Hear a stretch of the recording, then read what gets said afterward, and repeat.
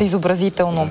Младия художник Явор Ичков в столичната галерия Париж. Рости Генчева е наред. Ювелирни миниатюрни релефи с библейски сюжети, вградени в живописни рамки. Цветни дърворезби, в които са вплетени символите за началото, края и Рождество. Всичко това е събрано в дебютната изложба на Явор Ичков в камерното пространство на галерия Париж. В случая ползвам два библейски символа. Това са дървото на живота и дървото на познанието, на базата на които създавам нещата си. Дори самата изложба е озаглавена "Трески от дървото на живота", което не означава непременно трески, защото може и да са трески, чисто емоционално-духовни. Самобитни и до този момент без аналог. В паната на Явор Ичков дърворезбата и живописта са в непрекъснат диалог.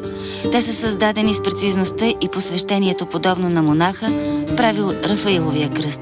Може би, когато отида в Рилски манастир, не толкова важна ми самата черква, колкото музея, където първо почвам от там, Рафаиловия кръст. Това за мен е истинско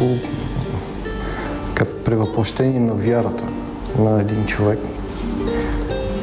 Еми е като така образец някакъв много висше. Тези трещици на Явор Ичков притежават онази магия, при която всеки поглед към тях ти се струва като първи, и онази непреодолима сила, която те кара да се взираш и да откриваш сам скритите образи, докато не осъзнаеш, че това е една от тайните на живота.